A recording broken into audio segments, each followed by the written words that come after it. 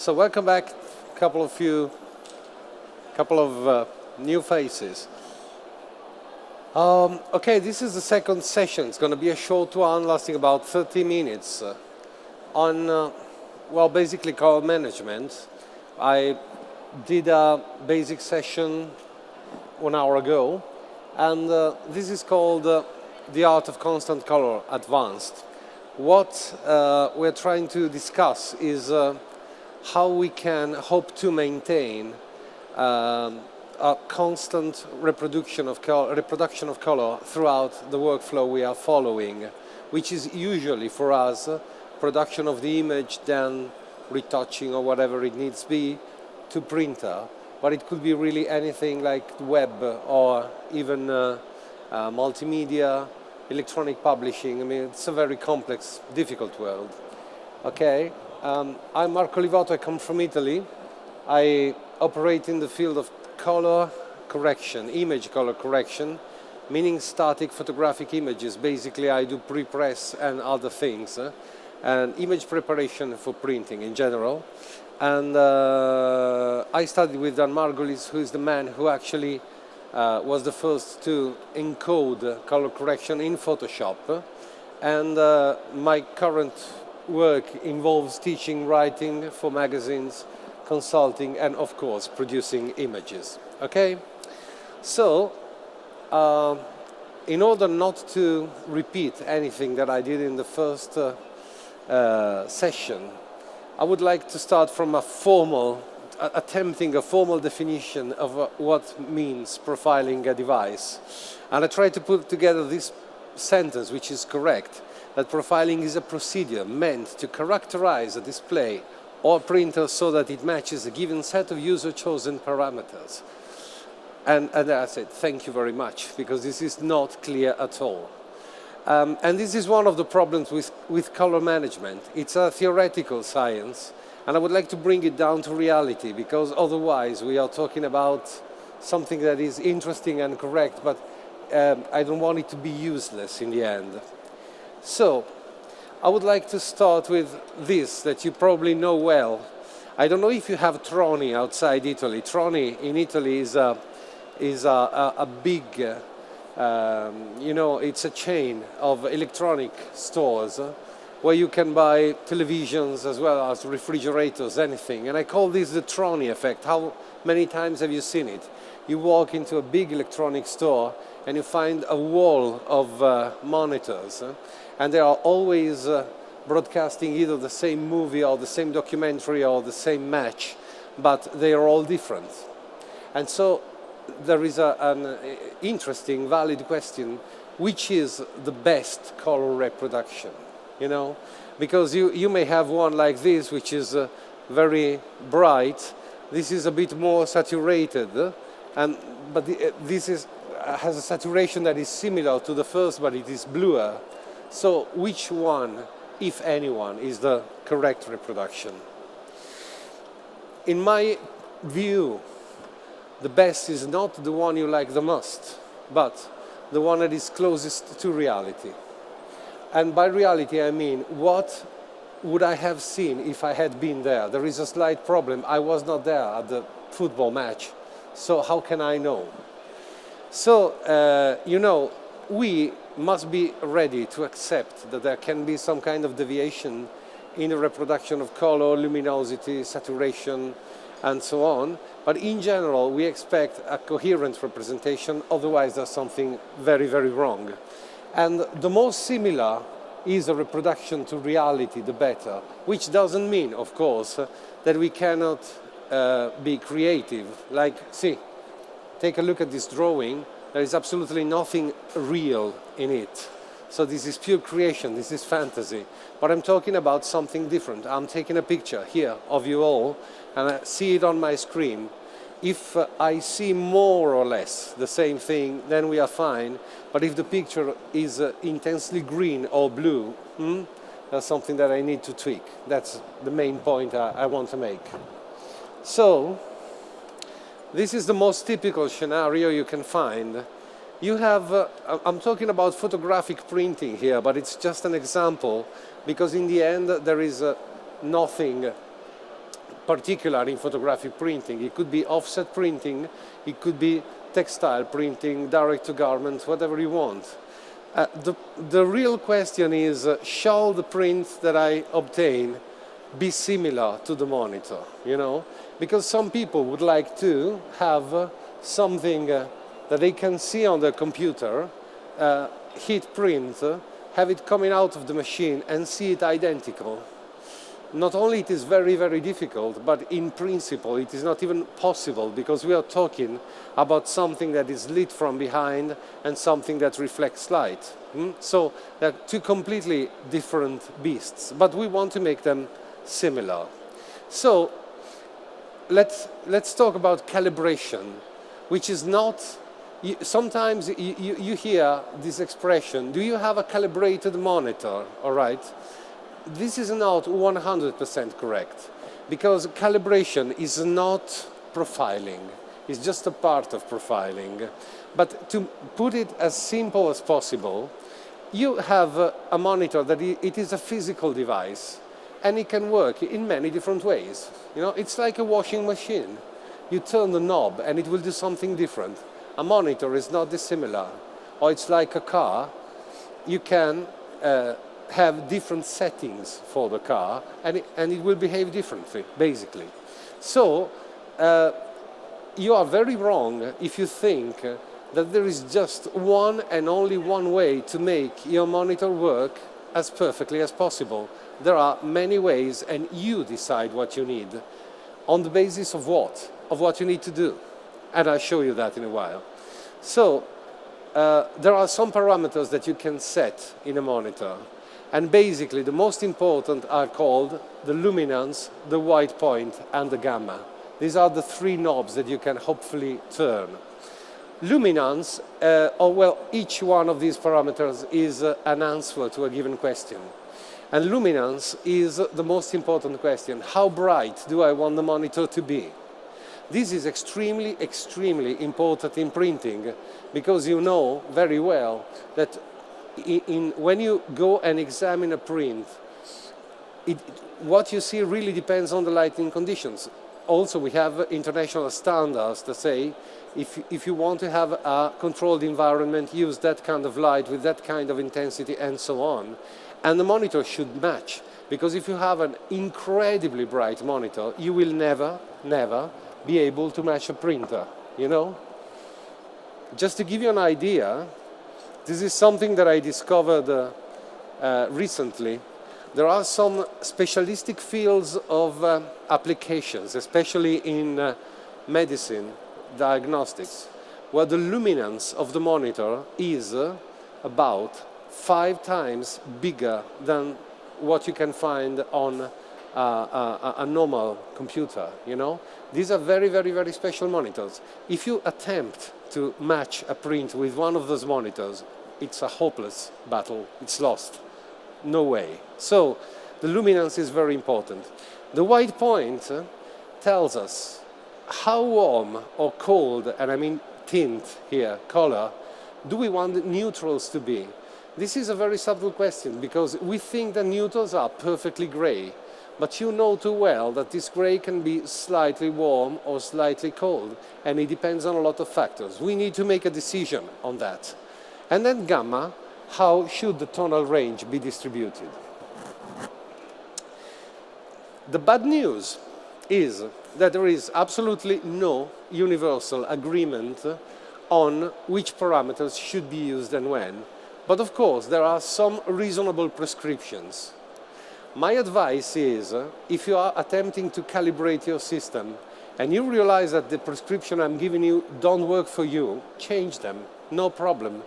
It's your task to tune your system to what you are doing. It can depend on a number of variables, really. So I'll give you 3 for photography editing, printing, and web design.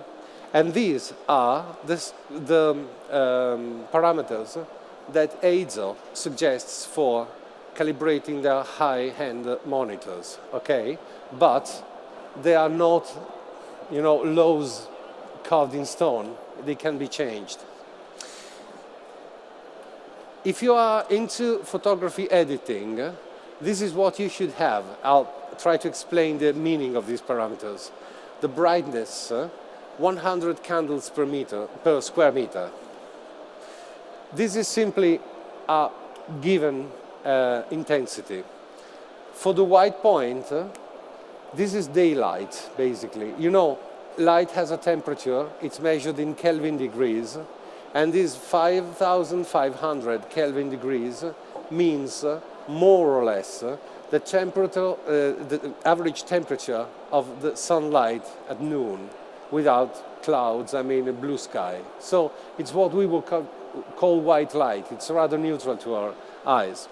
And then we have gamma 2.2, which is a certain distribution of contrast. Take it as it is. It's not that important for us now. But notice, if you are into printing, this changes.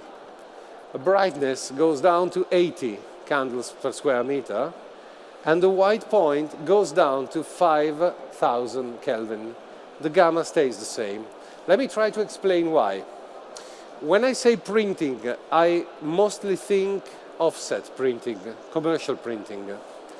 If you go into a commercial printer shop and you need to evaluate one of the pieces of paper coming out of the machine, you're very likely to find a booth where the light is controlled. And the light has this temperature here. It's called D50 technically as well. You may have heard this acronym. Okay, the idea is that if you set the monitor at the same level of temperature, you will have a proper match.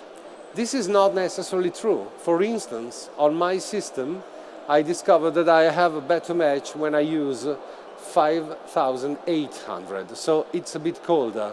Just to give you an idea that this is just a suggestion, not carved in stone. The truth is that if you set this kind of temperature, you will see a very yellowish image. After a while, your visual system will compensate, you know, but there may be a disagreement with the printing, so you can change that. And finally, for web design, you only change one of the parameters with respect to the last set I gave you, which is the white point, which goes up. This means that you want your monitor to be bluer than it was before. Can you imagine why? Because most people see the web pages that you are probably designing on their laptops, and laptops tend to have a bluer cast than other devices. Not everyone is into calibrating their monitors, of course. And some laptops have a screen whose native white point is ridiculously blue because it's 9,300. So the real problem is that you may want to buy online a shirt like this, and you could see it as, well, not blue, but like gray. Then you get it, and it's yellow. Do you understand the problem? We are all seeing different things, and there is no way to guarantee that we are all seeing the same thing. Because on a skin tone, it's rather easy to imagine how it should be. On a piece of dress, do you remember the story of the dress that went around the web? Is it black? And well, yeah, that's an extreme case of this, basically. But it has nothing to do with calibration. It had to do with the white point. But I was among those who would see it completely wrong. It was golden and white for me. You know, it was black and blue for others.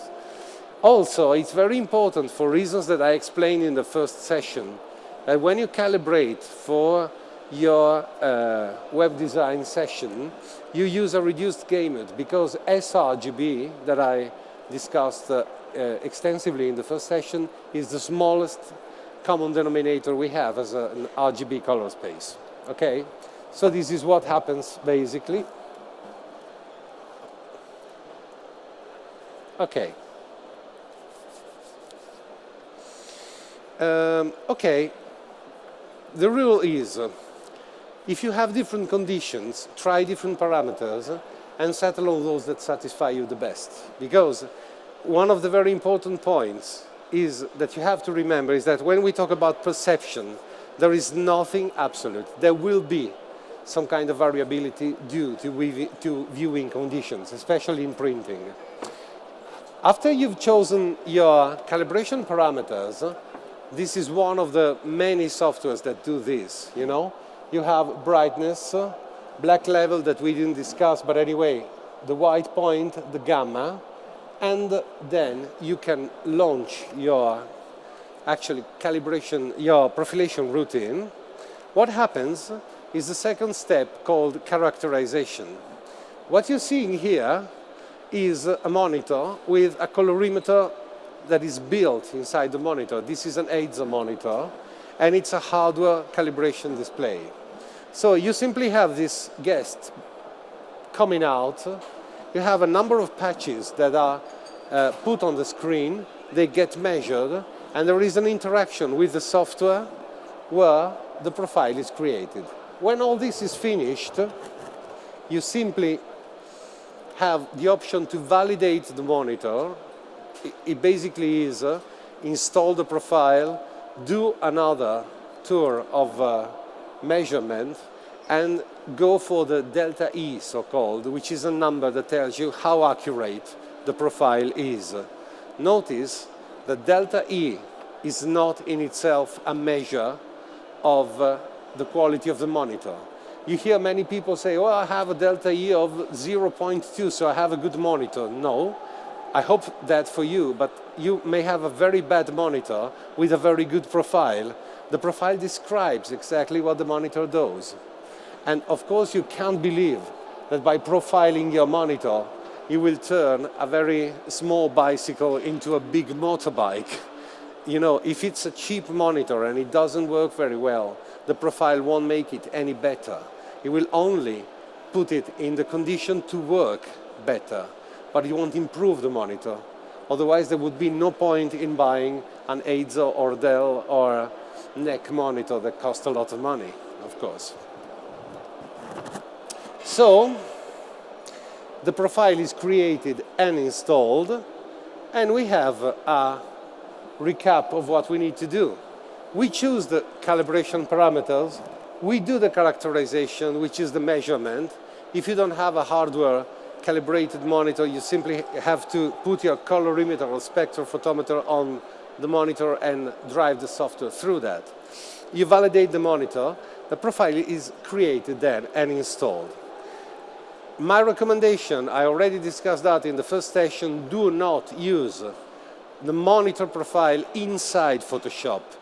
Operating system is one thing, and that's fine, but not in Photoshop. All right? Okay, when you get to printing, you follow a very similar procedure. The only difference is that you're not going to use a colorimeter, but a spectrophotometer. And my reminder also is that there is no such thing as a printer profile. This is a meaningless expression because a printer makes sense only when you feed it with a certain kind of paper. Depending on which paper you use, and especially the white point of the paper, paper white called, you will have a different result and you need a different profile. It's like setting the white point for the monitor. If you use a yellowish or bluish paper, the color will shift and you need to take that into account. Different profiles are needed, okay? To finish this session, I tried to put together some of the most common questions that I get asked when I take my courses. So one of the most burning questions is, what's the best insurance against unexpected results on press while printing? My suggestion still today is that when you need to make a run of something that is very important, you should produce a so-called contract proof on paper before. It's a lot easier for a printer to match a piece of paper, certified piece of paper, that you give him rather than match a monitor. Hopefully it's going to be calibrated, but don't trust the monitor too much. It's a good indication. You can do soft proofing, but there is nothing still today that beats something like, can you match this? Yes, I can. Well, now that's your problem, you know, you said so, and we can both hold it in our hands without discussing over the phone what kind of calibration parameters do you have, because I could be a bit bluer than you are. It's a nightmare. A backlit monitor and a printing media, they are different things. And of course, remember that you will always have differences, okay? Somebody asks as well, which is the best color space for printing? And in theory, I would say Profoto RGB, which is very large. But remember that it is a big beast to control when you need to control it. So hopefully it's a good space if you know what you are doing. But in practice, you can get along very well even with smaller spaces. It really depends on the image you are printing. Because, you know, a portrait is something that doesn't have huge, vivid colors. A drawing, an artistic drawing like that is a different kind of thing, because it has bright greens, bright oranges, bright violet, something that you will never find in a portrait. Burning question is, can we trust color management? Of course you can, because it is very solid, but remember that for color management it is difficult to take perceptual effects into account very well. My time is almost finished, but there are at least 3 things that I want to show you so that you realize what I'm talking about. This is nothing mysterious. This is a gradient starting from black and going to white. And the square in the middle is absolutely 50% gray. But you, of course, see a counter gradient going like this. Not only you, but everybody in the world would see this corner darker than this one. It's a small problem here because we are dealing, let me try. If I make it smaller, maybe, I can fit it on one only, okay? Because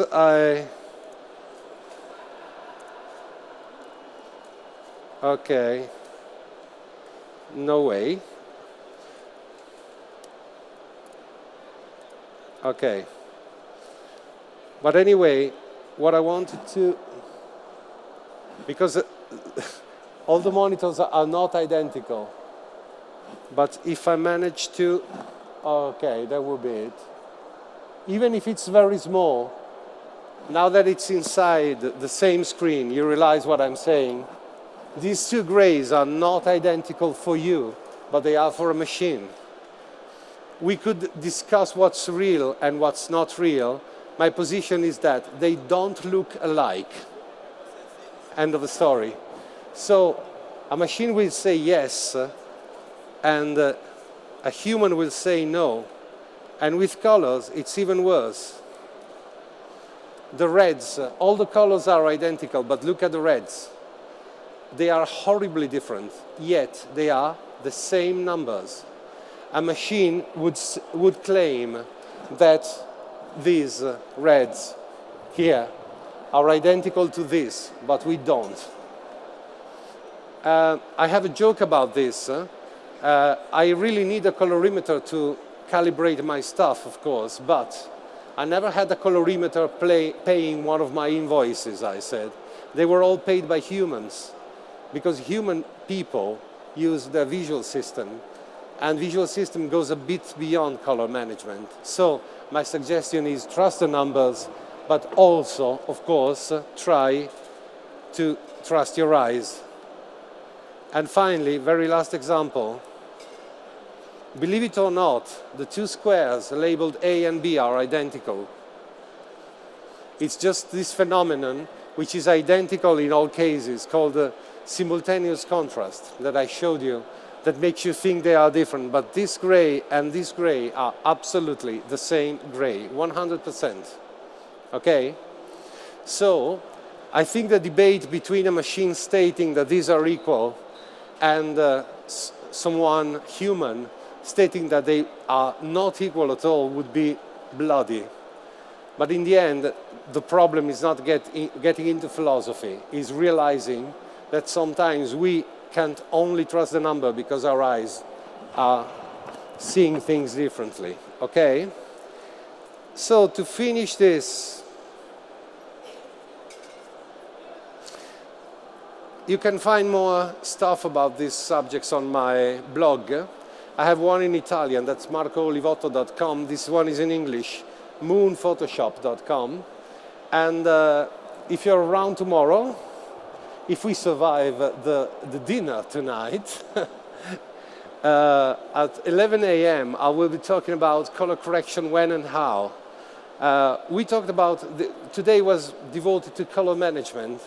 Now we entered my own favorite field, which is color correction, like working on images, trying to match images for a certain output, and thinking about artwork with an output condition in mind. This is important, okay? I can't go on because I think my time is over, but if you have any questions, I will be very glad to answer them here beside if you wish. And thank you very much for your attention.